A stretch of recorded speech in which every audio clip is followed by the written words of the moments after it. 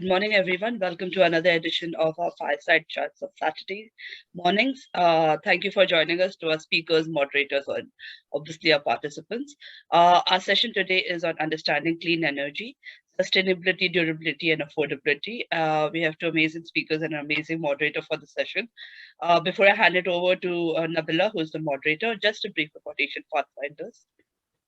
So we started in 2020. We are a knowledge sharing platform. We are open, so we welcome everyone to join and give their feedback and contribute to the community. We've had amazing feedback from the community in terms of who can be the speakers, sessions, topics we can hold. So please keep that coming. And like I said, we're an informal forum. We hold fireside chats, which are the first 3 or 4 Saturdays of the month. And on the last Thursday of the month, we hold a panel discussion or a dialogue. So you can always keep updated about our upcoming sessions through our social media pages. And our upcoming session, which is next week, is obviously this entire month we are doing on adaptability to climate change. Last week we did fossil fuels. Today is clean energy. Next week we are looking at the economics of this entire aspect. And we have a few more sessions, so you can always reach us on social media to know. Guidelines, first and foremost, please stay on mute because we record our sessions and put it on YouTube later, so it helps us in the editing aspects. And obviously, respect intellectual property. A lot of scholars, practitioners who give their views here are their own personal views. So, please reach out to them if you want to use that in any of your research or work. And again, do not post defamatory, abusive content here. We do not want to remove you for that kind of behavior, so please do not do that. And like I said, reaching out to me or Shreyas, who's the co-founder of Asian Pathfinders along with me. So these are email addresses, and also you can reach out Asian Pathfinders on the different social medias. So about today's session, I know Nabeela will introduce the speakers, but I have the pleasure of introducing her. Nabeela Siddiqui is a full-time research scholar at Christ, which is deemed to be a university in the Delhi-NCR campus. Her research revolves around water conflicts. She has completed her BA LLB honors from Aligarh Muslim University, and she was also awarded the prestigious President of India, Dr. Shankar Dayal Sharma Gold Medal, Innes Prize, the Carmichael Prize, and the V. Suresha Memorial Award for her Master's LLM from University of Madras. Sorry. She has previously worked as a research teaching assistant at National Law University, Jabalpur, and as a research assistant at the National Green Tribunal Principal Branch in Delhi. She's an active member of the Global Network for Human Rights and the Environment and the International Society for Therapeutic Jurisprudence. So over to you, Nabeela. Thank you so much, Pallavi, for the introduction, for the warm introduction, of course, in the wake of November. So yeah, so if we were to begin and talk about today's discussion, we have two most important and let's say the most, we have the pleasure of having the most important and most, let's say from the field, speakers from the field. And as far as the topic is considered, we know that, there has been number of people with, the access to electricity that has actually increased over the last decade. And if we were to actually count from 1990s to 2020, we've seen, approximately 1.7 billions have the access to electricity. And so does the population grows, which is, directly proportional to the energy demand that we have. And our climate system, if we were to see, is undergoing a severe change, be it, a result of the natural disasters or man-made disasters, and also the global economy that is based on, fossil fuels and the greenhouse gases that are considered. So as a member of the international commune, and let's say every continent is feeling the after effects of this climate change. Now, there has been a renewed push to promote alternative energy sources within the bracket of 2 decades specifically, with more reliance on renewable energy accounting for, let's say, more than 20% of the worldwide electricity generation, specifically after the 2000s. Now, 1 out of every 5 people, if I were to talk statistically, still lack access to power. And as the demand grows, the renewable energy output is significantly increasing around the world. Now, to ensure this universal access to inexpensive power by 2030. That is, the deadline for achieving the Sustainable Development Goals, the earmarked year. So the sustainable energy sources such as, the solar energy, the wind, the thermal energy, these need to be invested in. Now we need to adopt, cost-effective standards for having a broader range of technologies. This might also include a worldwide electricity use by 14% specifically in the infrastructure sector. Now, this entails a lot of critical thinking, a lot of exchange in terms of R&D, and the 2030 Agenda for Sustainable Development has 17 goals, global goals, if I were to talk about, of which sustainable energy is one of the most prime concern. Now, progress towards all these goals, these require integrated approach. And on those lines, we have with us we have the pleasure to have two most, let's say, proficient speakers in the topic. And if I were to introduce, the first of them would be Jennifer Gnana, if I pronounce the name right, Jennifer Gnana, right? So Jennifer Gnana yes, is the energy correspondent for the National in Abu Dhabi, where she focuses on oil and industrial development in the region's crude exporting countries, as well as their transition to a net zero future. Ms. Jennifer, who was raised in Bahrain, has been covering political economy in the Middle East for nearly a decade, with leading regional and international titles. She started her career in the broadcast with the BBC, covering development in South Asia, focusing on India's economic growth story towards the end of the last decade and broader challenge for integrating social objectives with financial policy. Ms. Jennifer, we welcome you to the forum and we would like to hear from your end. Over to you, Ms. Jennifer. Yeah. Thank you, Nabeela and Pallavi and Asia Pathfinders for having me for this discussion.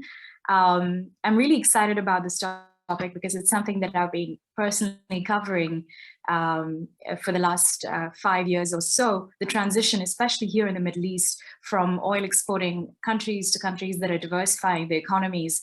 But before we get into all of that, I'd really like to unpack why we need this transition. Why do we need clean energy?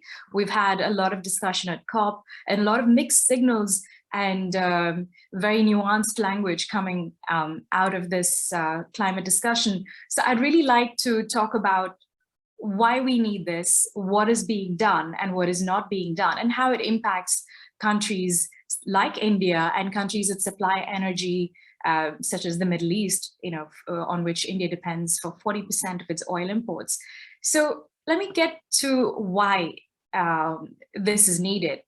So the last 70 years, the massive economic development that has taken place around the world has had a huge impact on our planet.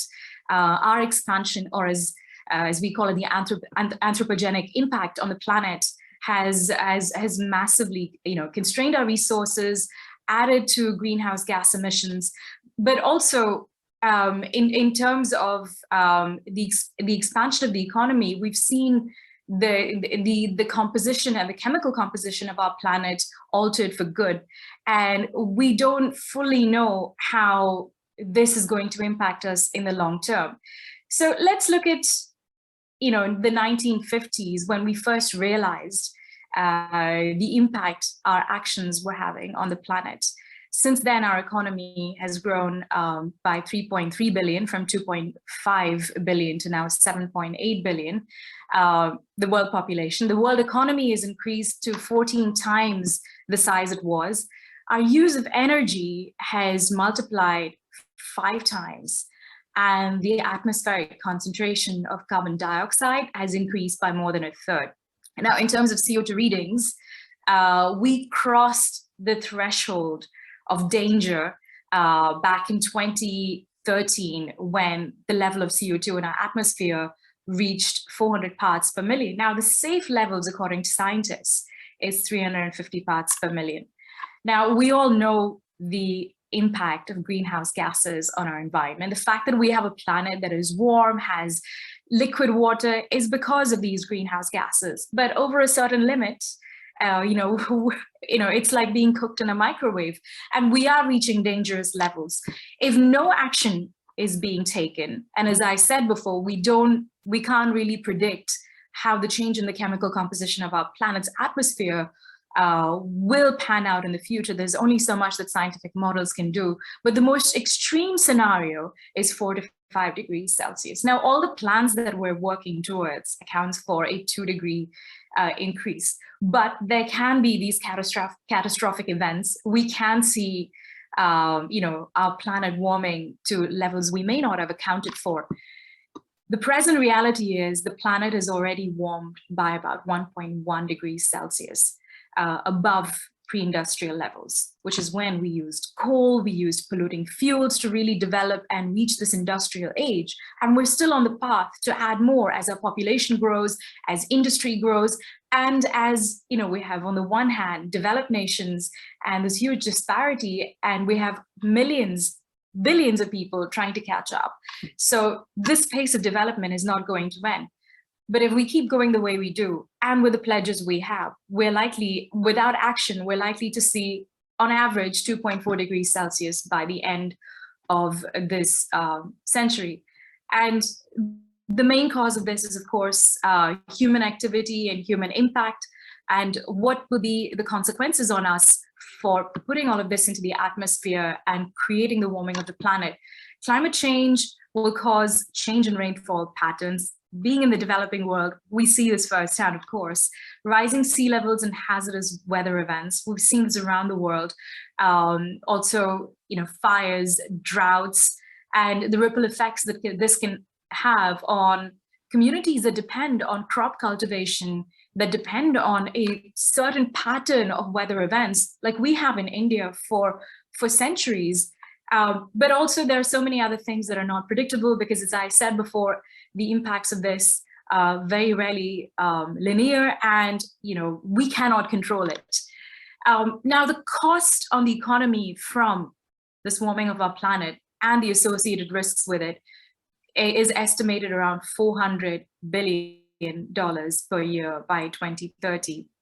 And a study by development agency Christian Aid said that vulnerable countries, which are the front line of climate change and the impact, it could cost a fifth of a gross domestic product by 2050, which is the timeline the Paris Agreement has set for global decarbonization. Now, coming to what is being done, the most landmark agreement to contain the impact of a warming planet and to reduce the adverse impacts on societies is the Paris Agreement. It's a legally mandated agreement.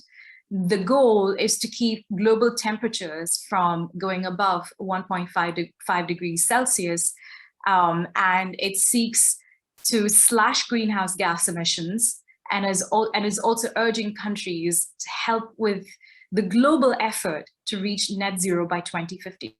Simply put, the amount of countries are being urged to offset the amount of emissions they put out into the atmosphere.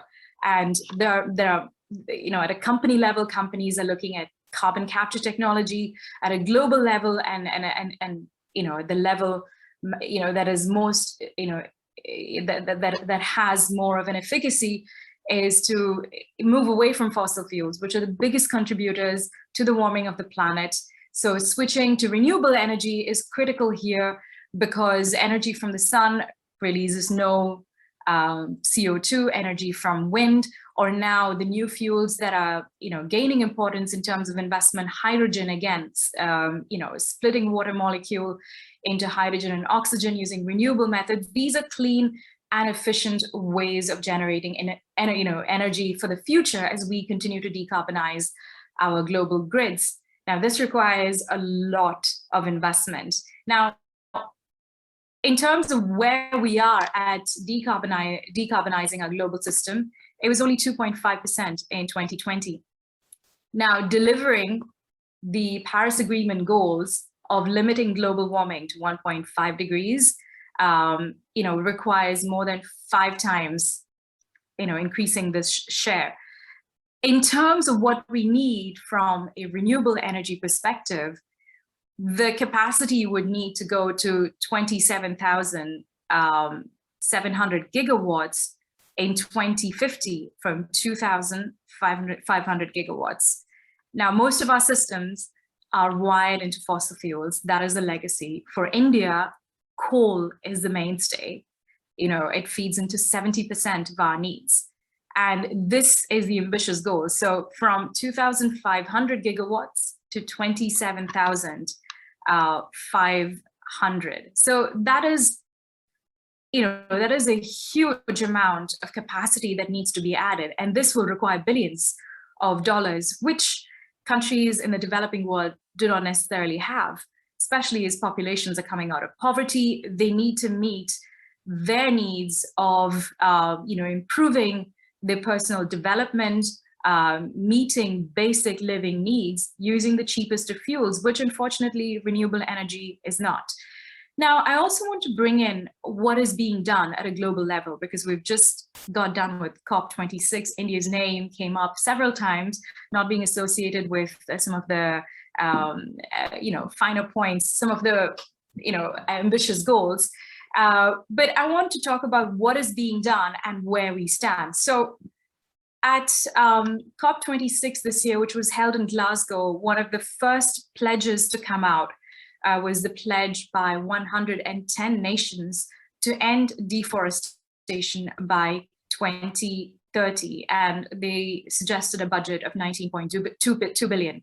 The highlight of this was Brazil, which is, is seeing massive deforestation, a state-backed deforestation in the Amazon, which they're the lungs of the earth. And with the continued deforestation, fires, that has actually become like a carbon bomb, emitting more carbon dioxide than it's supposed to offset. So this fact is very critical in ensuring that a vital absorber of carbon dioxide will be there. And around 20 countries also came together at COP to sign a pledge to stop financing overseas oil and gas and coal projects by the end of 2022. Another important pledge was the pledge to contain methane emissions. Now, while the focus is on carbon dioxide, rightly so, methane is an even more potent greenhouse gas, which is 84 times more potent than carbon dioxide. So it can hold on to heat more, and the more methane emissions there are in terms of atmospheric composition, it is more dangerous for our planet. Now, more than 100 countries joined this coalition put together by the US and EU to slash up to 30% of methane gas emissions by 2030 from 2020 levels, which is at least one thing. It's a low-hanging fruit. It can, methane emissions can be easily contained from oil fields, from animal husbandry even. But the current methane pledge covers countries that account for half of the methane emissions and account for 70% of global GDP. Now, here's the thing. The countries that could have added to this and who really need to act on it, China, Russia, and India, which comprise 30% of global methane emissions, did not join this coalition. Other countries like the UAE, which is a major fossil fuel producer, is part of this, and a lot of fossil fuel producers are taking action on methane because it's one of the things that they can contain themselves, and it's something that is attached to the industry. And speaking of fossil fuels, it was also very interesting to know that at COP26, the fossil fuel industry was heavily represented. There were around 503 representatives at COP26, biggest delegation of the entire conference. But the big elephant in the room is coal, which is the most intensive carbon fuel and one of the cheapest. And here is, where India plays a very public and major role. So India needs coal to meet up to 70% of its energy needs, as I mentioned before. And while this conference was supposed to be a landmark agreement to phase out coal, which is a major contributor to emissions, some of the biggest burners, China and India, managed to soften the language around this. So from phase out to phase down. Now, it was interesting. His Excellency Hardeep Singh Puri, our petroleum minister, was in the UAE to attend a petroleum conference, and he also visited the expo site here in Dubai. And according to him, so I'm presenting two sides of the argument, he wanted to know what is the difference between phase out and phase down. And, as non-native speakers of the English language, he didn't really see any difference. But at the same time, he said that it was unfair that India's name was being associated with this, when in a multilateral situation, there are a number of countries that come up with points, and India's name was being associated with watering down the coal pledge. However, India did take a very strong stand on behalf of coal. And it's very interesting to unpack, especially as, the world's second largest country in terms of population said it would reach net zero by 2070, which is 2 decades later than the Paris Agreement. But again, India's was a pragmatic approach. The country plans to add significant capacity of renewables by 2030, but also India lobbied on behalf of developing nations, saying, while you're asking us to commit early and to cut emissions, you haven't met us midway. Now, the developed world was supposed to help the developing nations in terms of finance, contributing 100 billion by 2020. Now, that has not been done as we entered COP26. So to expect developing nations such as India to completely turn off the switch and adopt a newer form of energy without sufficient backing and without allowing for millions to come out of poverty is something that is, that India cannot possibly do. Now what happens after the latest edition of COP26? Countries are going back, and they will come back and submit their targets for 2030. And it's likely that the future conference of parties will evaluate these targets and see how they go. But I want to leave you with a final thought on the disparity and where India and developing nations are constrained. Now, the historical reparations, if you will, of climate change need to come from the developed world, which heavily used coal to get where they are. And now, they are at a position where they tell the rest of the world, this is bad, you don't do it.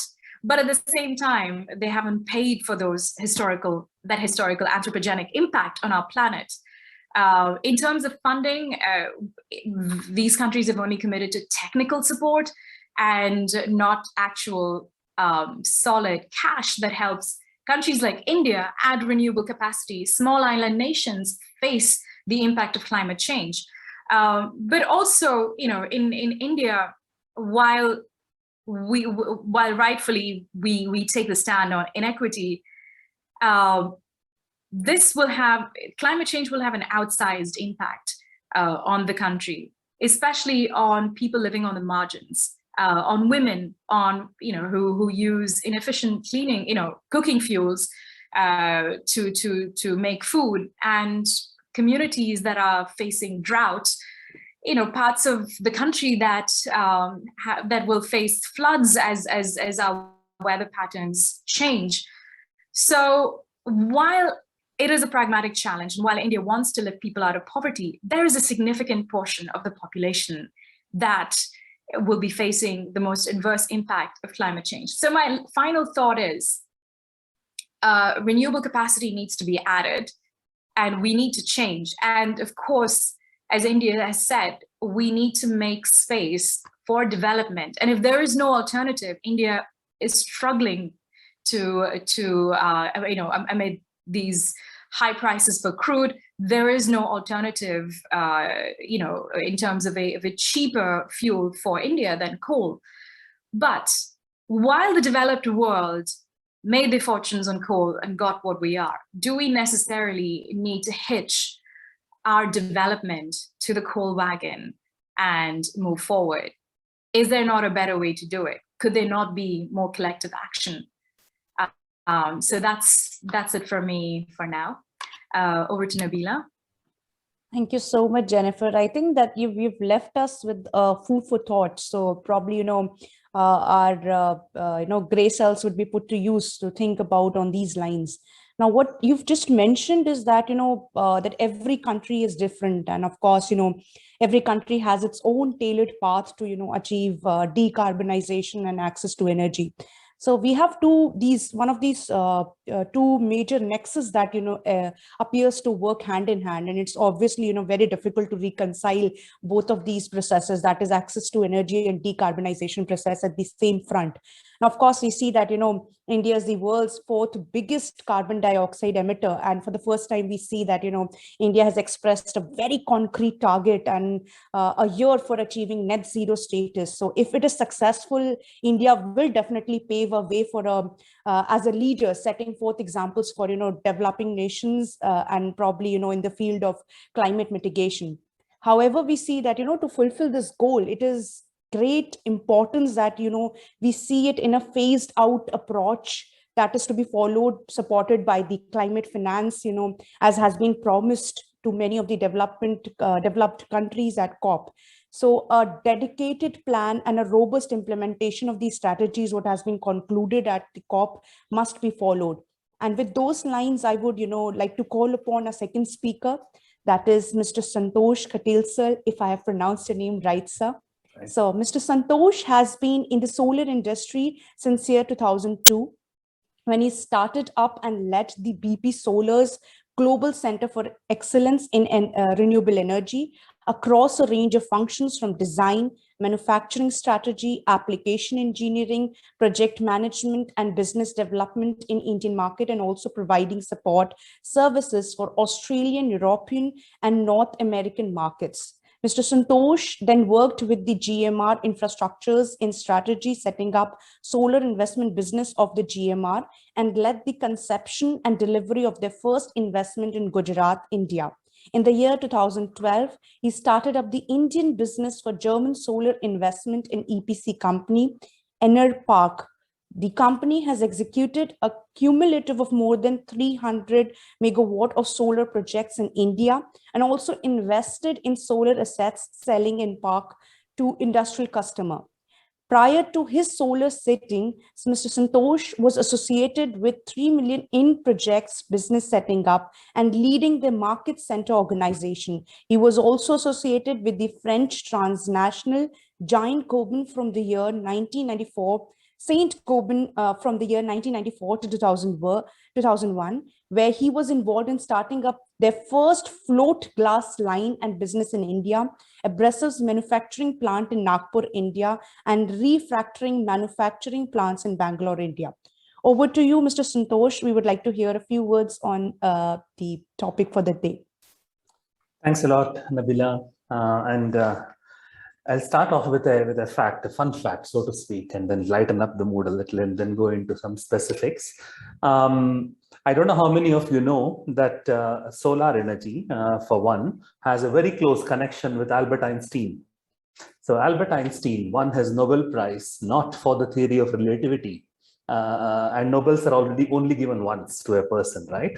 So he had already theoretized on the photovoltaic effect, and the Nobel Prize he won for the photovoltaic effect. That is the same principle which the solar energy uses to convert light into electricity. His theory of relativity, unfortunately, although it is much more path-breaking, couldn't be the cause for the Nobel, so to speak. Yeah, so that's where our industry is associated almost a century ago to a great man. So I will break my my flow of conversation into 4 distinct pieces. One piece is around some large statistics on how much of green energy is deployed globally and in India. Second is a piece around technology, which are the ways and means, the modus operandi that we can use to adopt green energy and how each of them look like. Third is the policy as in specific to India, what is happening in policy and its movement. And the fourth is what I called trends and tendencies. Trends and tendencies are various market forces that are pulling and pushing the entire sector, and what needs to be looked at and probably cleaned up at some point of time. To start with, the numbers and statistics. See, renewable energy, wind has existed for about 250 years, 300 years, more or less, where in the Netherlands, they used to use it, as you know, for mechanical energy and subsequently for electricity.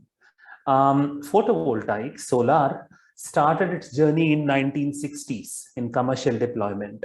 Prior to that, it was on an experimental scale going on for a while. In 1960s, Japan, Sharp of Japan, in fact, started the very first lighthouses based on photovoltaics to produce energy. From the 1960s till 1990s, 2000, solar energy was largely a social thing. In other words, villages, rural development, combined with batteries, go to unelectrified villages and install there. So that was the trend which was being followed. From 2000 onwards, year 2000 onwards, across the world, led by Northern Europe, subsequently US, Japan, for the decade 2000 to 2010, and subsequently 2010 onwards, India and China and a few other countries, solar underwent a transition. The market was no longer the market of rural and unelectrified villages. It became a grid interactive project. In other words, the energy was being fed into the electricity grid itself. So that was one shift that happened.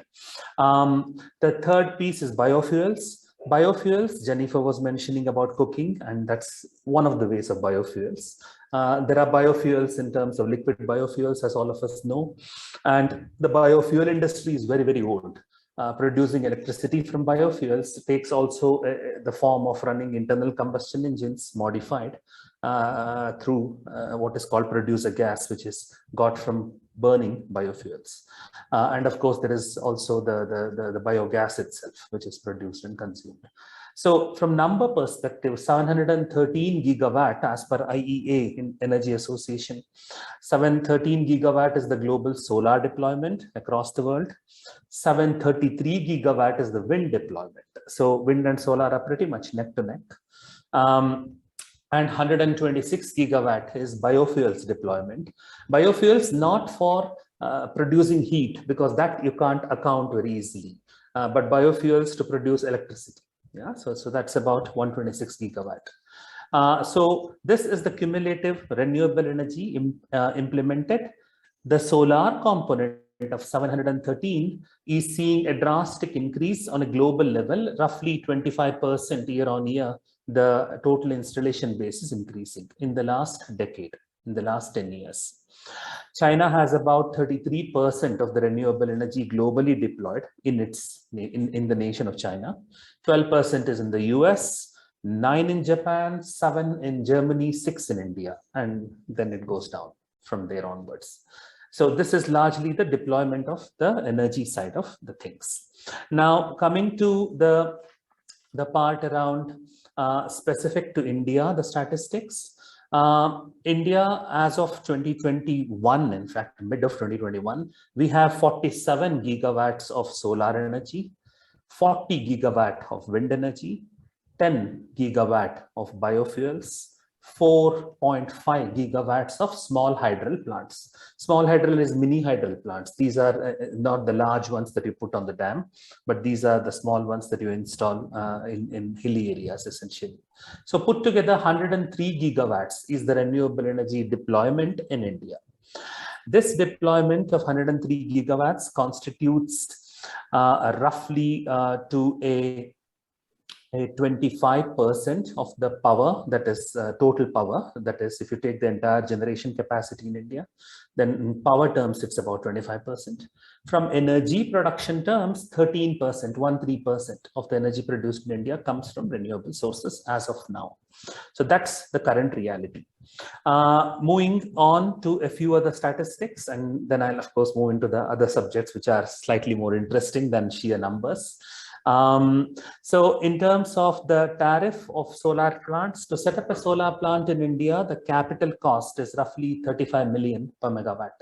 So you spend 35 million rupees including land, then you can set up 1 megawatt of solar project.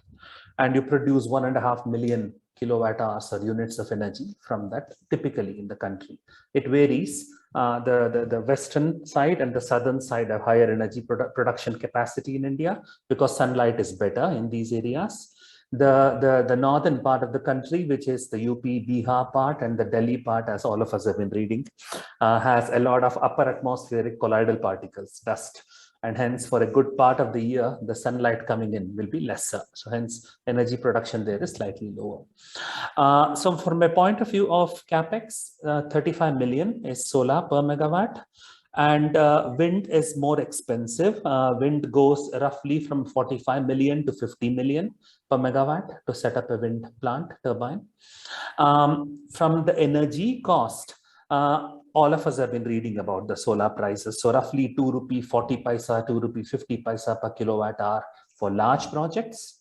For smaller projects, the rate increases. So you go all the way to around 3 rupee 50 paisa to 3 rupee 70 paisa per kilowatt hour once the solar project size reduces. Yeah, so that's the economics of scale in solar one needs to remember. Wind has a tariff of roughly 2 rupees 70 paisa. So 245, 250 solar, 270 wind. So wind is slightly expensive, both in capital cost as well as in energy produced. Yeah, so that's the side of the number. Biofuels is hard to put a number behind it. It has a lot of other dynamics. Some of you in this conversation also are from the socio-political sector, and you may probably appreciate it. And I did a project around a decade ago in Nagpur, near Nagpur, in fact, to set up a biofuels production plant. And what we discovered is you take agricultural residues, waste, like for example, peanut shells after the peanut is removed, the center part of the corn after the corn is removed, the paddy after you beat the rice out, you take the straw. And there are techniques by which you can crush and compact it, pass steam through it, and it releases lignin, a binder, a glue kind of a material. And then you compact this whole thing and you make either a briquette, which looks like a brick, or pellets that are tiny and cylindrical. The pellets go for cooking. So a smokeless chula that is invented, I think IISc Bangalore has a patent on it. And one can burn the pellets in smokeless chulas for cooking. So that's one alternative to what Jennifer was raising a question as well on the cooking side of it. The briquettes can be burnt. They have similar calorific value as lignite coal, the inferior grade of coal. So you can burn them and you can produce energy out of it. The biofuels problem, however, comes is that the supply stock, all of the materials I mentioned, the peanut shell and the corn and all are seasonal in nature. And they are voluminous, they're extremely bulky. And they are locally sourced predominantly. You can't move them over long distances. And what we discovered is the minute you set up a plant, the purchasing price of this shoots up. Yeah, so the villagers who were willing to sell it at a cheap price earlier, the minute they know that they're the only ones to do it, then the price goes up. So biofuels has a mixed pricing strategy. Hard to put a number behind it to be firm on it. Now, from a point of view of the statistics, just one more step. Out of this 2 rupee 45 paisa that I mentioned as the solar tariff, quite a few of you will be surprised to know that close to 50% of it goes on cost of money, not on equipment cost. So cost of money, the combination of loan, debt taken from banks and equity that is put in, it's expensive in India. It's very, very expensive. So cost of money being expensive, the tariff in the 1 unit of energy, half of the price is only to pay to the banks and to the equity holders the returns. Yeah, the rest goes into equipment cost. Now, why is this? Well, it has a combination of things. When I come to policy, I'll speak about it a little bit as to why this comes, but largely it is risk, country risk, policy risk. These drive essentially the cost of money higher. So important to remember that 50% of solar tariff is not led by technology or equipment, but by the perception of risk or the real risk as perceived, to put it rightly. So moving on to the third element, the one more element on the statistical part, the commitment that our Prime Minister made in COPE for the renewable energy deployment calls for roughly if you break it up, 280 gigawatt of solar to be installed by 2030. Remember, we are 47 right now. We need to move to 280. We are 40 in wind right now. We need to move to 140 by 2030. What this means is that India is currently installing roughly 10 gigawatt of solar per year in our current rhythm. For the last 10 years, if you take an average, we have been doing roughly 10 gigawatts per year, sometimes even lesser in a few years. GST shock, demonetizing shock a little bit. So they led to movements, fluctuations in the installation base in India. So this is the best we have been doing, 10 gigawatt per annum. We need to move from there to 25 gigawatt per annum, per year. So per year from current year, next year onwards, we need to move 2.5 times more in terms of deploying renewable energy.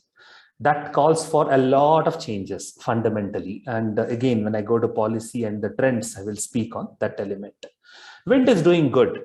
Wind we have been doing roughly around 10-11 gigawatt per annum, and we can continue to do the 10-11 gigawatt per annum to reach this gap between 40 to 140. So wind is not a big challenge. The last piece is in manufacturing, the statistical part. So manufacturing side, from the time that India started the solar plan, the policies 2010 up till the last year, that is 2020, India was pretty open on importing material.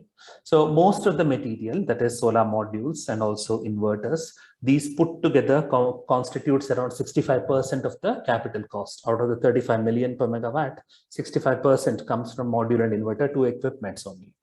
These were imported from China. So around almost, I would say 90 to 95% of India's equipments installed today out of the total 47 megawatts have come from China, outside. China, Vietnam, Malaysia to an extent, but predominantly China.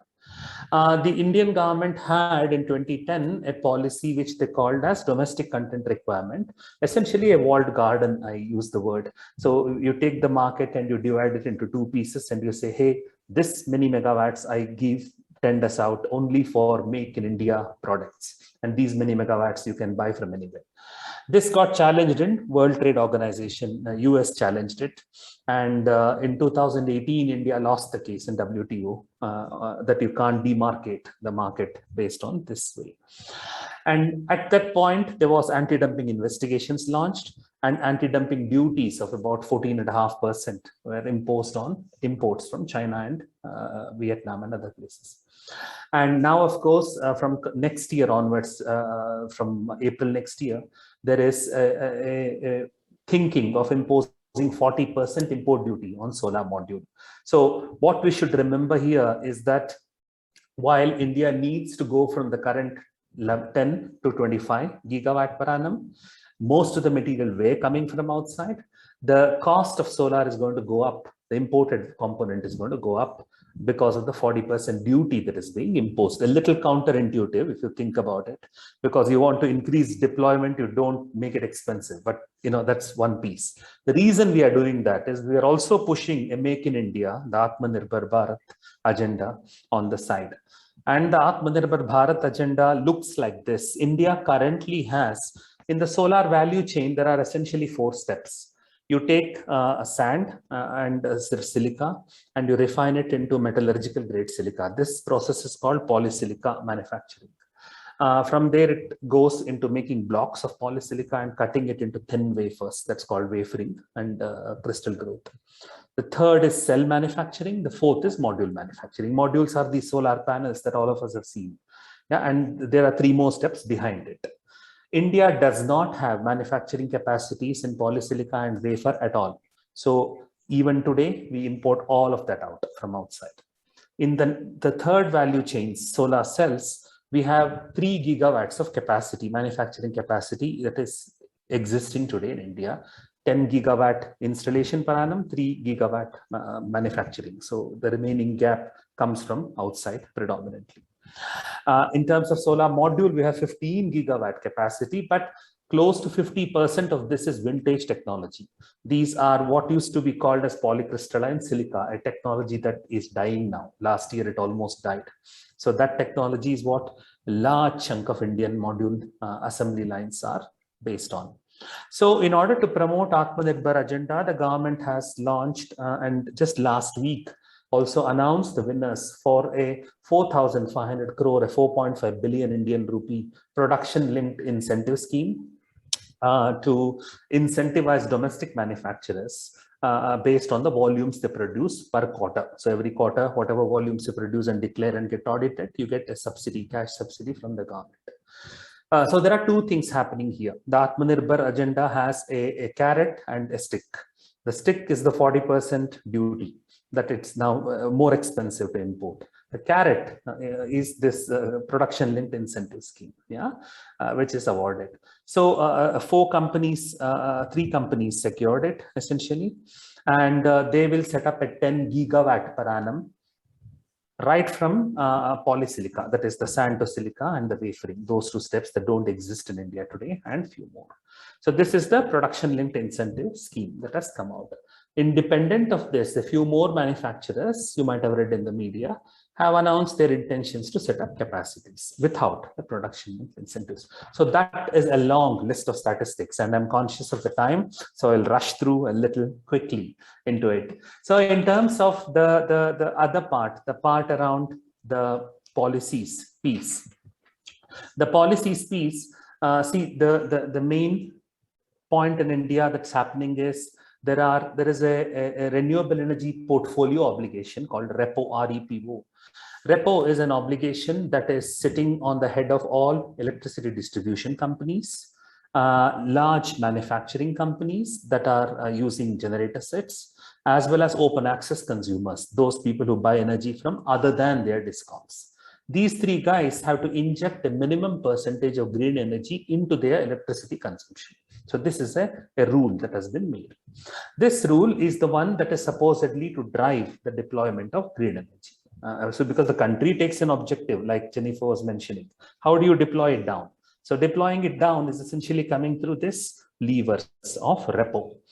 REPO enforcement is not very strong in India. In other words, a lot of guys don't implement that percentage of green energy injection, especially utilities.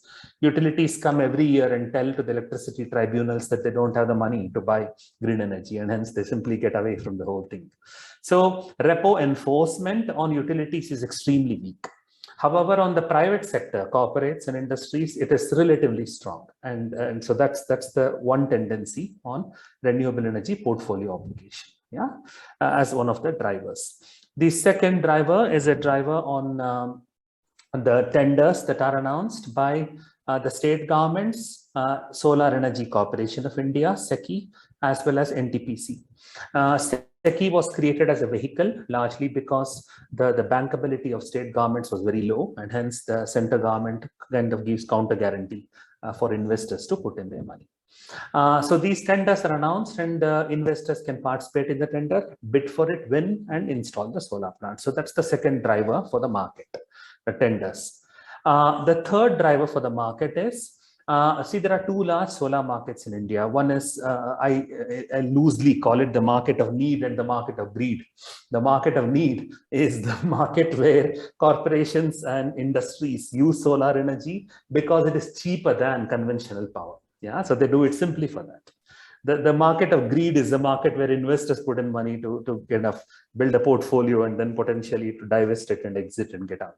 So these are the 2 drivers largely for why people put in money in India for renewables. The C&I market, the commercial and industrial market, the so-called market of need. The market of need is having a huge pushback coming from the utilities. The reason for that is the Indian electricity pricing policy is unique. Even Sri Lanka, Europe, US, Japan, all have a different policy. The fundamental policy in electricity, the pricing that is good is, if any entity consumes more energy in a given month, the rupee per unit should be lower for them. So that should be the way. You keep the rupee per unit lesser if somebody consumes more. And in this market, what happens? You encourage people to consume more energy. Remember, economic growth is linked to energy consumption always, and you need to do that. In India, we have the other way around.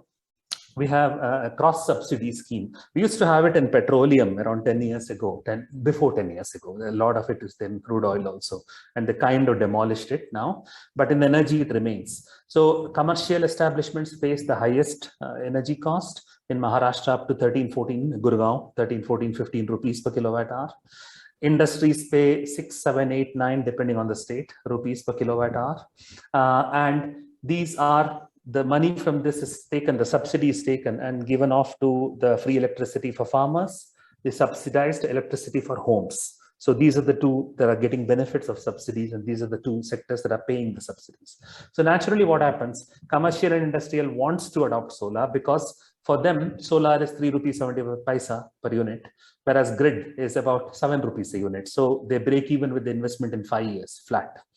But the utility loses the cross subsidy that they used to get because of the flawed policy now. And hence they are fighting, preventing C&I customers from using solar.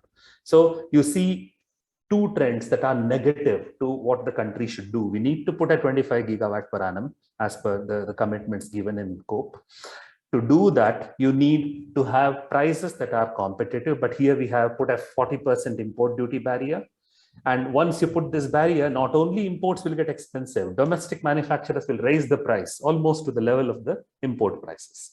This is profit booking tendency. Yeah? So this will raise the price of capital cost of solar. So this is one push that will come from Atmanirbharta as a consequence. The second push is the cross-subsidy push of a flawed pricing policy in energy. So this is the tendencies and the trends.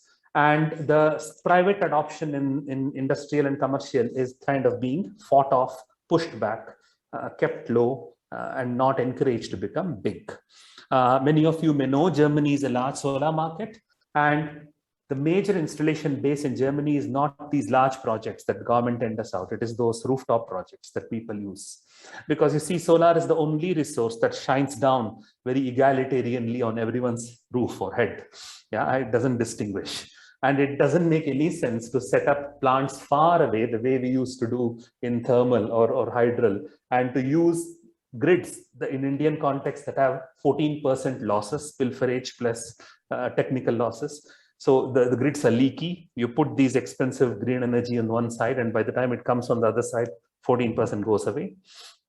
And it makes no sense to do that. You can as well generate at the point of consumption. Last piece I want to speak about is on storage. So storage is essential for any renewable energy grid once the percentage of renewable crosses 30-35% in a grid.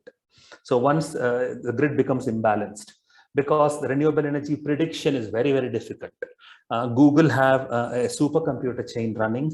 Just 2 years ago, they were doing some research on predicting wind energy, and they're not being so accurate. 5 to 6% inaccuracies creep in because weather predictions are chaos theory. It's impossible to get an accurate number behind it. As a consequence, you need something like a flywheel, which stores this energy and buffers it out. Green hydrogen that Jennifer was mentioning about is actually a method of storage, to be honest, because you take the renewable energy and you use it to break water into hydrogen and oxygen, and you use the hydrogen for fuel. So it's a way of storage. The other storage is batteries, lithium-ion batteries. So a bunch of companies are coming into the country. The government has a production-linked incentive for them as well, 12,500 crores, 12.5 billion. So 2.5 times bigger than solar. And applications are in for that process. And somewhere around December-ish, they will have a shortlist done, and subsequently next year, mid an award done for setting up manufacturing of batteries in India, both for electric vehicles and for renewable energy. I have taken a lot of time, so I'm probably going to stop now here, Nabeela, and then you can have question answers. Thank you, Mr. Santosh. You've actually unpacked the whole concept quite, in a more crystal clear manner. So even I'm able to, learn a lot of things. So we have a lot of questions popped up in the chat box, and I personally also have a few questions, addressed to both the speakers. So I'll just put up a question, and it's totally, up to you to, jointly take it, or in specific if you wish to answer the question. So the first question, since I belong to the academy and the research field, and it interests me a lot, is the fact that, with regard to public expenditure on energy research, development, and the demonstration, that is R&D, India does not have an organized data. and especially in data reporting or, collection in places that would, allow informed R&D policy making or international benchmarking. So do you see it as one of the most important constraints in formulating a holistic policy as far as in energy security is considered? So it's open to both of you, whoever would like to take it up. I can only answer on the industry side. Jennifer can probably pick it up on the larger platform. So industry side, yes, for sure it does. We have been just copying and pasting technologies made elsewhere in the world. And even today, with all these new things we're talking about, we are not at the cutting edge. Silica-based solar cells are 35-year-old. There are new techniques that are also coming in now, Perscovite and a bunch of other technologies. So is India anywhere near it? No, the answer is it's not. Where is it happening? China, Germany, Japan, US, to some extent in Australia. So this is where technology in renewables, semiconductor is concentrated today in the world, and we are nowhere near it. Jennifer. I don't have a great deal to add to this, but I want to talk a little bit about what Santosh mentioned earlier about the tariffs.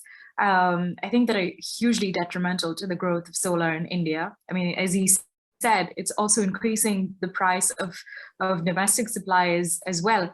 I think in a world, if everybody has to march in the same direction, we need to be able to produce this technology and this form of energy cheaply. And the tariffs and the geopolitical tensions that came with this, they're hugely detrimental. And also, on the other hand, China, for instance, has this policy of grid connectivity. They plan to connect renewables produced in remote places, to parts of China and eventually to intercontinental grids. And with the current situation, if we have tariffs and if we have all of these tensions, it's very unlikely that we would be able to be part of a global picture. So I think interregional cooperation in this would really help. I mean, it seems to work. I mean, China and India are on the same page when it comes to coal and seem to have had this concerted effort to water down the language. So I'm pretty sure that we can do much more productively when it comes to energy transition as well. Thank you, Jennifer. It also brings us to one observation which we would require specifically from your end. So how do you see Indian and Middle East relations work out specifically in the realm of energy security? Over to you, Jennifer. So let me start with oil, because that is currently where the trade relationship is the strongest. So India imports about 40% of its crude from the Middle East. Saudi Arabia used to be a big supplier. Iraq has caught up now as they increase output. Now, when it comes to energy security, India is in a very, very precarious position. So the International Energy Agency mandates countries to maintain strategic reserves, oil stocks, to meet up to 90 days of demand. India has about 10.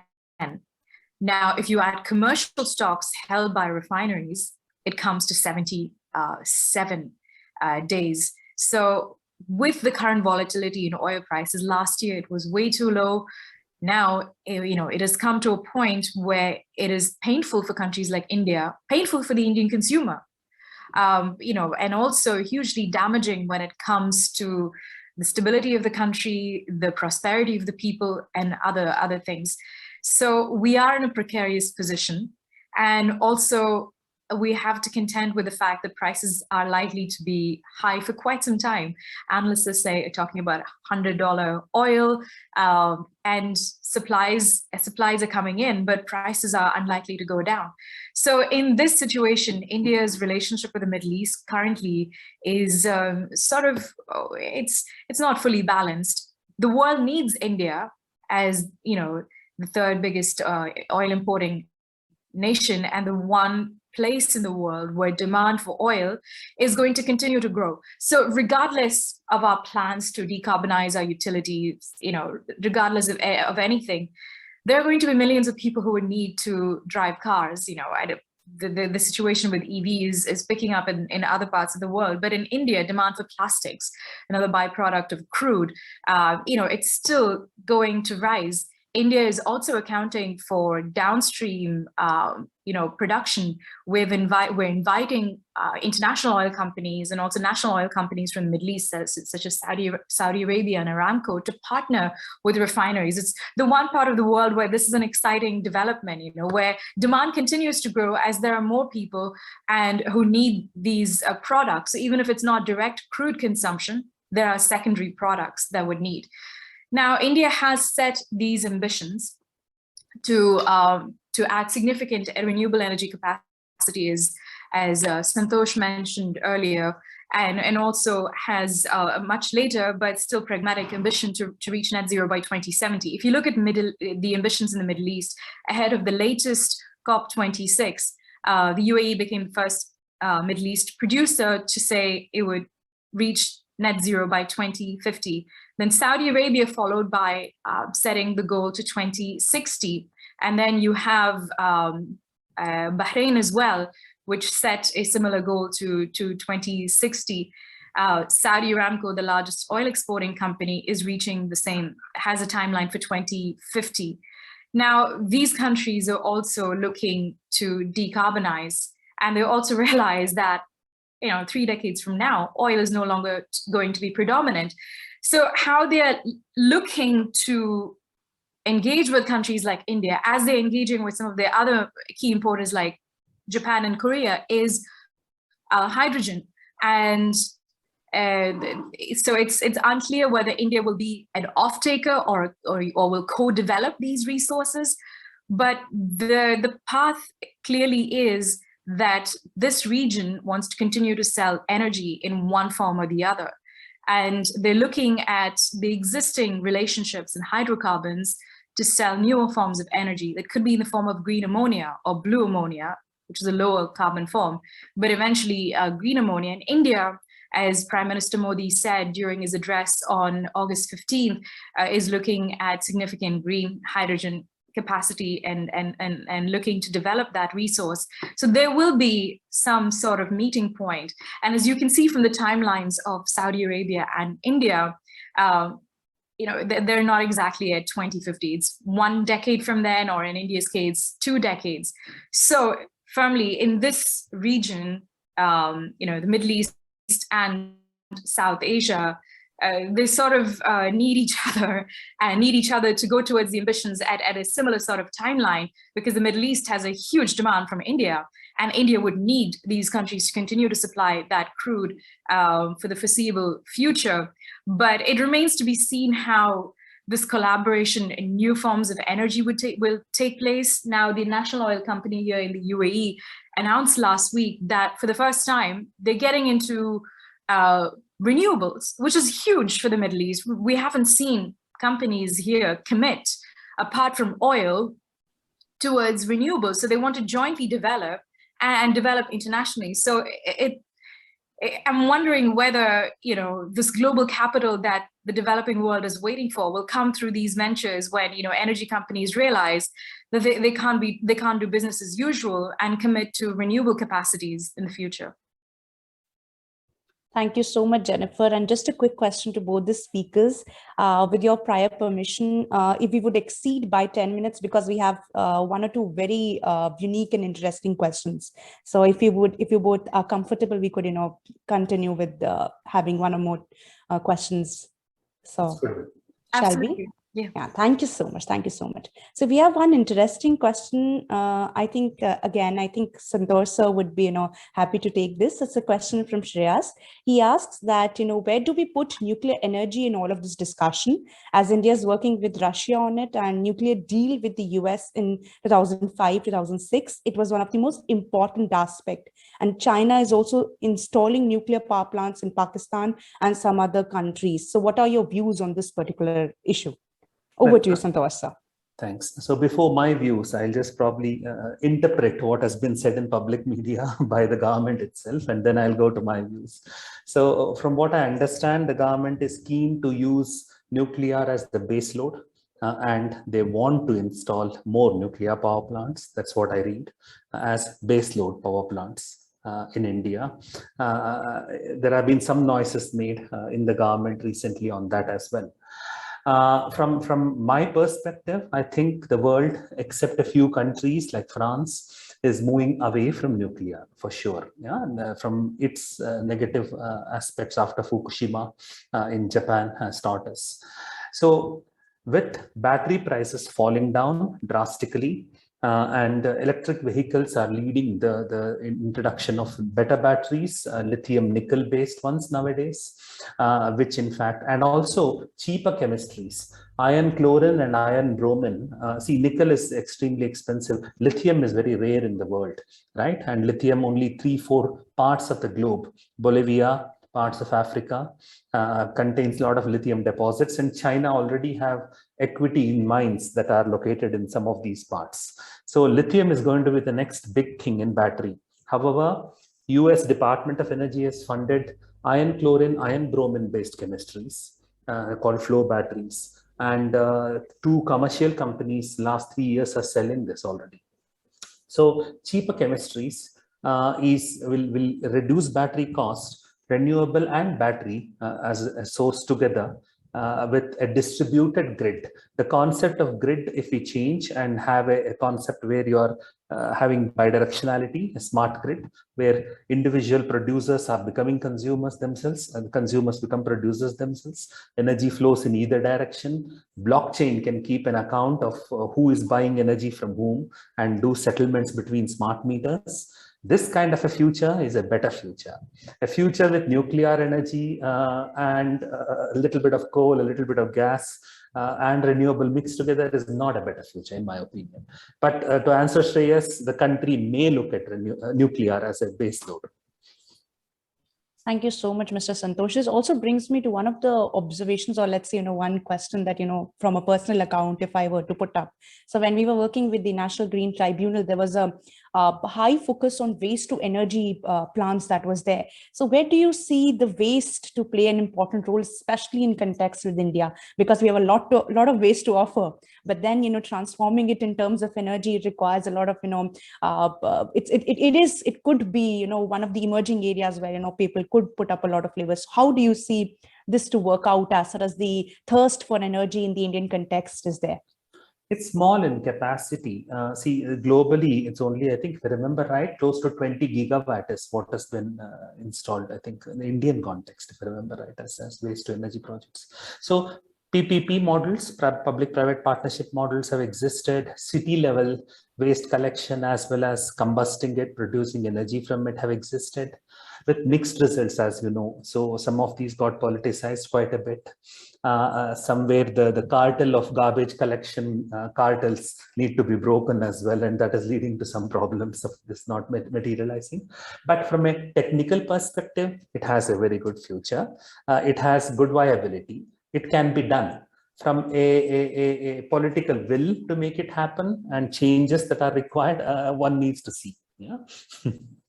That's actually true, because we have Ambika model. We have so many good models that have existed in India, and with the given legacy waste, be it the Ghazipur waste that is there. So this always brings me to a question: why not employ this to be one of the most viable options?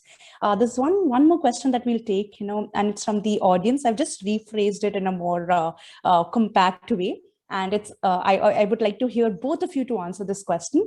So since the historic Paris Agreement, we've seen a shift in the global conversation about the climate change, and now we've also recognized, as far as the current IPCC report, the code red for humanity. And the COVID-19 pandemic has also put up a very remarkable focus on climate crisis as far as recovering with the energy efficient practices are considered. Now, of course, we see that there is there's a transition that is taking place. So how can we successfully transition to cleaner energy sources and move away without shying from the concepts of climate crisis and the post-COVID era? So for my piece of answer on the money part, see, fundamentally technical viability exists. Technology is getting better in renewable energy, prices are falling. So this tendency will continue. Renewable is already cheaper than conventional energy. That's the third piece. Yeah. So is it viable? It is viable already. Is it predictable and stable? What in the power industry we call dispatchable. Dispatchable meaning if there is a certain demand in the next second, can I increase the production next second? Is it in my control? So it is not. So how to make it predictable and dispatchable? Storage. So that's the other alternative. Types of storage, 3 or 4 exists already, including pumped hydro, hydrogen and others. So viable, economically, technically possible, dispatchable at a certain point of time. So that's one side of it. Money part of it. What Jennifer was mentioning in passing is what I agree with. If you see in India today, foreign direct investment is permitted an automatic route in renewable energy. That has been one of the successes. So money can come in on an automatic route without RBI approvals as far as it goes into investing in equity in renewable energy. And majority of the equity coming into India and projects that are being installed are through foreign direct investment. Means ownership of most of the solar assets already are sitting with foreign funds in one form or another. Yeah, that is the current reality also. Yeah, we should remember that. And it is these funds which have brought in cheaper cost of capital as the return of equity expectations are lesser compared to the domestic return of equity expectations that exist. So what I see, money will come into India if the policy environment is de-risked, if predictability is brought into policies, if we don't have flip-flops coming in very periodically, if energy is removed from concurrent list and made into probably one list, in which scenario you will have a lot of capital that can seamlessly come in from outside. And it will not take the shape of grants. It will not take the shape of freebies that countries have to give because we burnt historically carbon. It will take the shape of equity and debt coming in from funds that are either sovereign funds or funds that are private equity funds or pension funds of foreign countries, putting money into India. That's my, I would say, utopic view. Jennifer. No, that's an excellent point. I mean, you know, rather than, you put it beautifully, rather than having it as freebies, if we see them as equity investments in India, I mean, there's a huge opportunity for growth, and you know, the climate action economy, if you can call it, is you know, has a lot of prospects, and India can definitely benefit. I mean, if this is the country where future growth across several industries are happening, and climate change can equally play a huge role, and I'm sure fund managers from around the world will commit to this. I mean, the 100 billion that we spoke about before, you know, it can come to India in the form of, you know, equity in some of these projects, and when it comes to renewables, but also at the same time, while we're looking at renewable energy development, we cannot forget, you know, to some extent, adaptation to climate change. It is going to hit us. It is already impacting us. And I think while we look at this from a global policy level, we have to account for the millions who are already suffering from this. You know, climate change is not going to happen 20 years from now. It is already there. And to see India unprepared it is damaging. You know, this is something we need to give to our people first, even as we continue to decarbonize the global system. And the second thing, I mean, I don't know if it's my place to say this, is reputation management on a global stage. I think India has a lot to offer. And I think the message that the Environment Minister, Bhupendra Yadav, as well as the government intends to say is that we need to develop, allow us the space, but also help us to do this. But the stronger message that is coming out is that we're pro-coal, we want to continue to emit. And that is usually detrimental to how we're going to attract funds in the future. You know, if this is going to be seen as a sort of country that has smoggy skies, doesn't care about it, and will be associated with this kind of phrasing on an international platform. So I think there are several ways to do this. I think first thing would be reputation management, which will help us attract the funds, but also at the same time, domestically allocating funds to the most vulnerable of communities to immediately cope with the impact of climate change, because it's already here. Thank you, Jennifer. I think whenever we discuss, you know, issues like energy, so there's a lot of pessimism around the whole concept. and people, tend to shy away from discussing a lot of topics and a lot of, threshold areas which would be considered. But you've given very positive insights. I would, really appreciate the fact that both the speakers have, committed to the topic, and they've given very warming, very good food for thought, and I think lines to, further discussions. So I think I'll just catch some air, and I would like to call upon Shreyas sir or ma'am to, just give a vote of thanks, or, just conclude the event. Over to you, ma'am. Sir.